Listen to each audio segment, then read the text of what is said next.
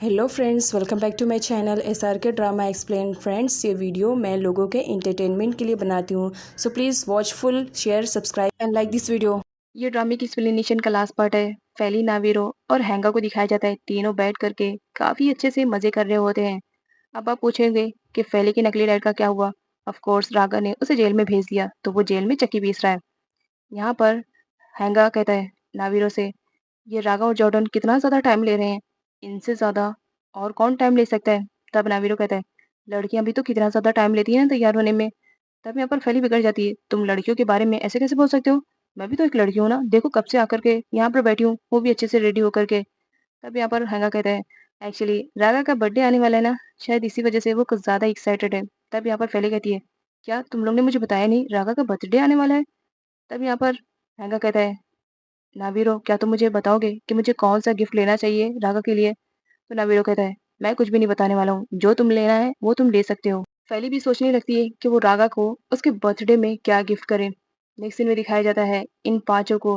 रागा अब किसी से भी नहीं डर रहा था, वो फैली के ही गले में हाथ डाल लेता है और आराम से वहां से जा रहा होता है। ये देख करके कुछ लोग तो जल भून रहे होते हैं, क्लोई और उसकी बाकी फ्रेंड, यही लोग तो जलने भूनने वाले लोग हैं। यहाँ पर सारे लोग देख रहे होते हैं कि किस तरह इन पांचों की एंट्री हो रही है।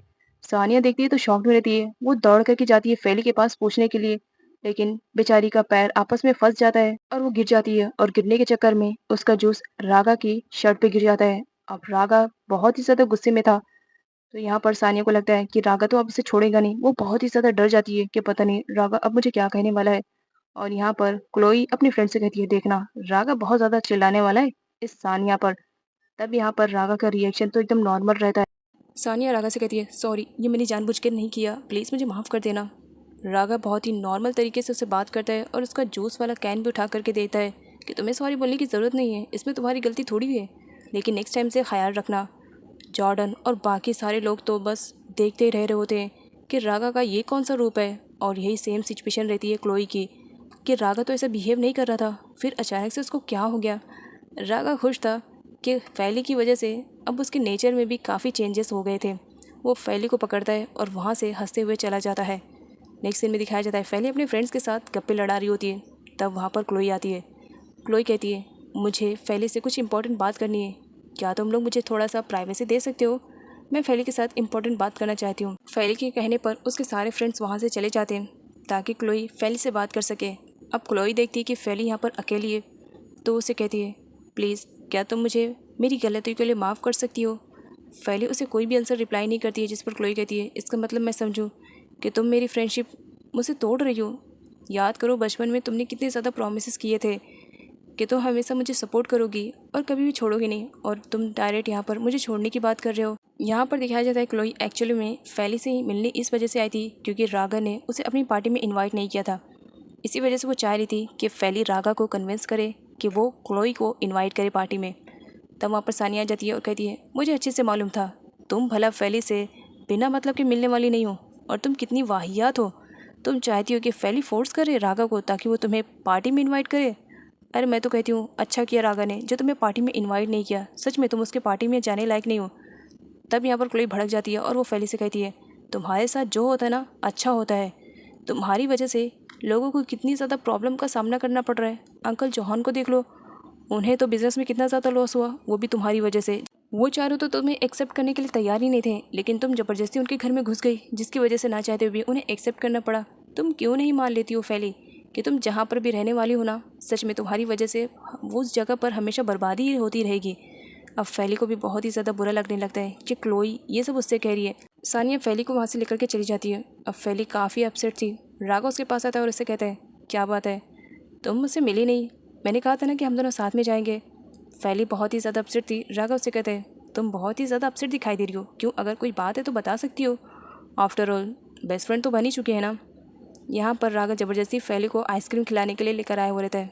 फैली का बिल्कुल भी मूड नहीं था क्योंकि वो बस क्लोई की बातें सोच रही होती है कि उसकी वजह से हमेशा रागा की फैमिली में कुछ ना कुछ प्रॉब्लम क्रिएट होते ही गए। रागा फैली से कहता है, एक बात बताऊँ, आइसक्रीम खाने के बहुत ही ज़्यादा प्रॉफिट है। तब फैली कहती है, आइसक्रीम खाने के भी कोई प्रॉफिट्स होते हैं, बताओ ज़रा कौन कौन से। यहाँ पर रागा कहता है, अगर आइसक्रीम को हैप्पी होकर के खाएंगे ना तो टेंशन थोड़ा कम होता है, और बाल जल्दी सफ़ेद नहीं होते हैं, मतलब तुम जल्दी बूढ़ी नहीं होगी। ये सारी बातें सुनने के बाद फैली के फेस पे स्माइल आती है, लेकिन वो फिर रागा से कहती है, तुम जानना चाहते हो ना कि मैं परेशान क्यों हूँ? क्या तुम मुझे सच बताओगे कि अंकल जॉन का बिज़नेस लॉस में चल रहा है? तब रागा हाँ कह देता है और फैली को लगता है कि क्लोई की बातें सारी सच है। वो अपसेट होकर के वहाँ से चली जाती है, लेकिन जाने से पहले वो रागा को बता देती है कि वो ऑर्फनेज जा रही है मिस एडा से मिलने के लिए। नेक्स्ट सीन में फैली को दिखाया जाता है मिस एडा के पास पहुँचते वो उन्हें हक करके रोने लगती है। मिस एडा जब फैली की ये कंडीशन देखती है तो खुद भी परेशान हो जाती है और वो फैली से कहती है कि आखिर बात क्या है, तुम किस वजह से इतनी ज़्यादा रो रही हो फैली? तब फैली उसे बता देती है कि क्लोई ने उससे क्या कहा। मिस एडा उसे कहती है, देखो क्लोई ने जो कुछ भी कहा तुम उसकी बातों पर ध्यान मत दो। तो फैली कहती है, नहीं मैं सच कह रही हूँ, रागा ने भी मुझसे कहा कि अंकल जॉन का बिज़नेस काफ़ी लॉस में चल रहा है। मैं बिल्कुल भी ऐसा नहीं चाहूँगी कि मेरी वजह से किसी को कोई भी प्रॉब्लम होए। तब यहाँ पर फैली डिसाइड करती है कि वो मिस्टर जॉन से बात करेगी और उन्हें ये मना करेगी कि वो उसे अडॉप्ट करें।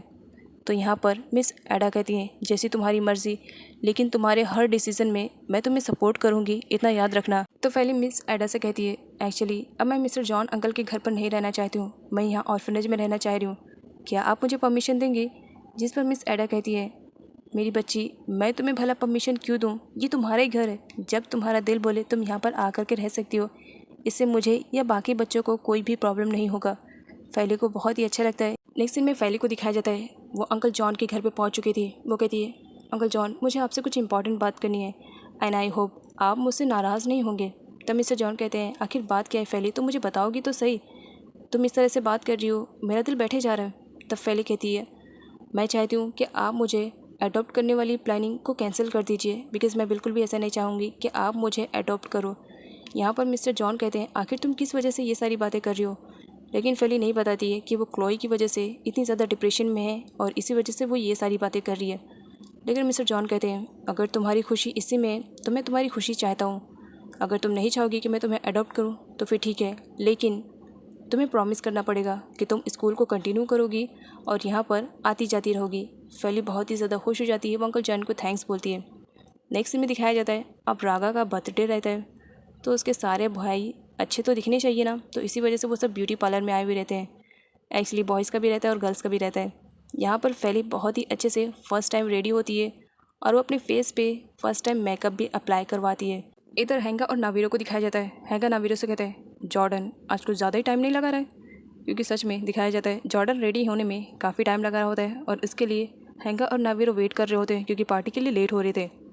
नेक्स्ट सीन में दिखाया जाता है पार्टी का ऑर्गेनाइज रागा ने किया था, वो भी अपने वर्कशॉप में। यहाँ पर जब चारों फैली को देखते हैं तो कुछ टाइम तक वो लोग तो बस फैली को ही देख रहे होते हैं और स्पेशली रागा तो फैली को देख करके एकदम से सरप्राइज़ हो जाता है, क्योंकि सच में फैली बहुत ही ज़्यादा ब्यूटीफुल लग रही थी। रागा फैली की तारीफ़ करते हुए कहते हैं, सच बताऊँ आज तुम बहुत ही ज़्यादा क्यूट लग रही हो, क्या मेरे बर्थडे वाले डे तुम मेरे साथ डांस करना पसंद करोगी? फैली उसे इग्नोर करती है क्योंकि क्लोई की बातें उसे याद आ रही होती है। पार्टी स्टार्ट हो चुकी थी और सबसे ज़्यादा कोई इन्जॉयमेंट कर रहा था तो यहाँ पर हैंगा था। वो तो बस चॉकलेट्स खाने में कुछ ज़्यादा ही बिजी था और बस रागा को ही नोटिस किया जा रहा होता है। फैली रागा से दूर खड़ी हुई रहती है क्योंकि क्लोई की बातें उसके माइंड में घूम रही होती है कि उसी की वजह से आज अंकल जॉन का बिज़नेस बहुत ही ज़्यादा ख़राब हो गया है। उसके फ्रेंड आते हैं जिसकी वजह से अब फैली के फेस पे स्माइल आती है। यहाँ पर हिमा फैली से कहता है, फैली मुझे तुमसे कुछ इंपॉर्टेंट बात करनी है, मैं बहुत पहले तुम्हें बता देना चाह रहा था लेकिन कभी टाइम ही नहीं मिला, क्या तुम मेरे साथ चलोगी 2 मिनट के लिए? मुझे तुमसे इंपॉर्टेंट बात करनी है। फैली उससे पूछती कि क्या बात करनी है, बट हिमा उसे दूसरी जगह पर ले जाता है और रागा उन दोनों को देख करके जलब होना जा रहा होता है।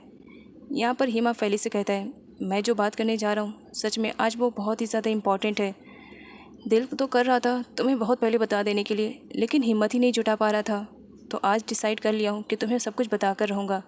यहाँ पर हिमा अपनी दिल का हाल फैली को बता देता है कि फैली मैं तुम्हें बहुत ही ज़्यादा लाइक करता हूँ। जब फर्स्ट टाइम मैंने तुम्हें स्कूल में देखा था तुमने मेरी हेल्प की थी, तभी से मैं तुम्हें लाइक करने लगा हूँ। एक्चुअली सच कहूँ तो मैं सिर्फ तुम्हें लाइक नहीं करता हूँ, तुमसे प्यार भी करता हूँ। क्या तुम भी मेरे बारे में कुछ ऐसी फीलिंग्स रखती हो? रागा देखता है कि फैली हिमा के साथ बात कर रही है तो उसे बहुत ही ज़्यादा बुरा लगता है और ये सारी सिचुएशन को देख करके हिमा बस स्माइल पे स्माइल किए जा रहा होता है और साथ में वो नावीरो को भी कहता है, देखो कितना अच्छा सीन चल रहा है, तुम सीन मिस कर रहे हो। नावीरो भी कोऑपरेट करने लगता है हंगा के साथ मिल करके। यहाँ पर जॉर्डन आता है और वो रागा से कहता है, तुम्हें स्टेज पे बुलाया जा रहा है, तुम चल क्यों नहीं रहे हो? तो रागा बोलता है, तुम जा कर के हैंडल कर लो बिकॉज मेरा माइंड कहीं और पर ही है। फैली कहती है, फर्स्ट ऑफ ऑल हिमा, मैं तुमसे सॉरी बोलना चाहूँगी। मेरे साथ भी ऐसा एक बार हो चुका है, इसी वजह से मैं तुमसे सॉरी बोल रही हूँ, क्योंकि मैं जानती हूँ दिल टूटने का दर्द कितना ज़्यादा होता है। लेकिन मैं तुम्हें कोई झूठी उम्मीद नहीं दिलाना चाहती हूँ। एक्चुअली मैं तुम्हें अपना बेस्ट फ्रेंड मानती हूँ, लेकिन शायद मैं तुमसे प्यार नहीं कर पाऊँगी, क्योंकि प्यार तो मैं किसी और से करती हूँ। तब हिमा कहता है, सच में क्या तुम किसी और से प्यार करती हो? क्या तुम मुझे उसका नाम बताओगी? कौन है वो लकी बॉय जिसे तुम मिलने वाली हो? फैली उसे नहीं बताती है कि वो किसको लाइक करती है। यहाँ पर हिमा अपने दिल पर पत्थर रख लेता है और फैली से कहता है, प्यार करने का भी एक असूल है ना, कि जो इंसान जिससे प्यार करता है वो हमेशा चाहेगा कि उसका पार्टनर खुश रहे। और मैं भी चाहता हूँ कि तुम हमेशा खुश रहो, क्योंकि सच में मैं तुमसे सच्चा प्यार करता हूँ। लेकिन अगर तुम्हारी खुशी किसी और में है तो कोई बात नहीं, तुम मुझे रिजेक्ट कर सकती हो और तुम्हारे रिजेक्शन पे मुझे बिल्कुल भी कोई तकलीफ़ नहीं होगी। तुम मेरी बेस्ट फ्रेंड हो और हमेशा मैं तुम्हें बेस्ट फ्रेंड की तरह ही ट्रीट करूँगा। फैली हिमा को थैंक्स बोलती है। अब वो जब बाहर आने लगती है तो रागा फैली से कहता है, एक बात पूछूं, हिमा तुमसे क्या बात कर रहा था? इतनी इंपॉर्टेंट थी जो तुम्हें दोनों को साइड में जाकर बात करनी पड़ी? फैली रागा से कहती है, सच में वो बहुत ही ज़्यादा इंपॉर्टेंट थी, इसी वजह से साइड में ही बात करना ठीक था। रागा उससे पूछने लगता है कि कौन सी बात थी?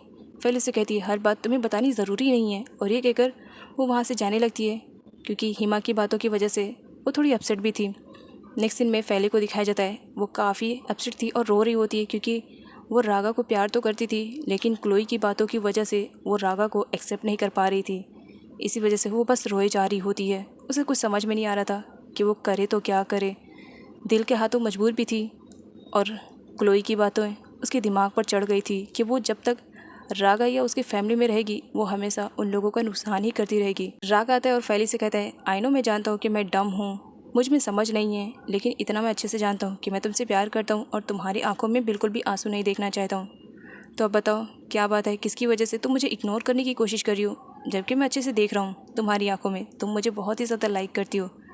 यहाँ पर फैली तो पहले उसे इग्नोर करने की कोशिश कर रही थी, लेकिन दिल के हाथों मजबूर थी।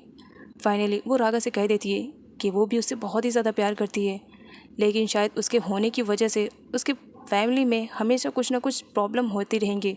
जिस पर रागा कहता है, तुम्हारे माइंड में ये सब किसने भर दिया कि तुम्हारे होने से हमारी फैमिली में कुछ भी प्रॉब्लम होगी? ऐसा कुछ भी नहीं है। खैर यहाँ पर दोनों की मिसअंडरस्टैंडिंग क्लियर होती है और दोनों एक दूसरे को हक कर लेते हैं। फैली बहुत ही ज़्यादा खुश थी और दुखी भी थी। रागा फैली को बिलीव दिलाता है कि उसके लाइफ में फैली के होने से खुशियाँ ही खुशियाँ हैं, कभी गम नहीं है। और यहाँ पर ये कहते हुए रागा फैली को जस्ट किस करने ही वाला रहता है। तब वहाँ पर जॉर्डन, नावीरो और हैंगा तीनों पहुँच जाते हैं और कहते हैं, लग रहा है हम गलत टाइम पर आए हैं। तब फैली कहती है, नहीं नहीं, बिल्कुल सही टाइम पर आए हो। एक्चुअली मैं तुम लोगों को कुछ बताना चाहती हूँ।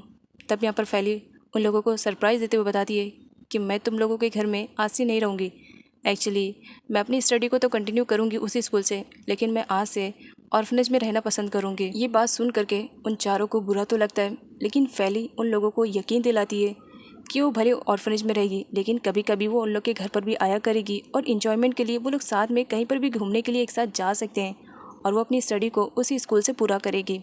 जिसकी वजह से ये चारों तो खुश हो जाते हैं कि फाइनली फैली उन्हीं की स्कूल में आने वाली है। नेक्स्ट दिन में फैली चारों के साथ आई हुई रहती है अंकल जॉन को गुड बाय बोलने के लिए और अपना सामान लेने के लिए। तब यहाँ पर अंकल जॉन उसे एक लेडी से इंट्रोड्यूस करवाते हैं। यहाँ पर उस लेडी का फेस देखने के बाद फैली और रागा दोनों बहुत बुरी तरीके से सरप्राइज हो जाते हैं, क्योंकि ये लेडी वही रहती है जब फैली को उसके नकली डैड ने किडनैप किया था। तो यहाँ पर वही लेडी थी जो उसे सेल करने की बातें कर रही थी।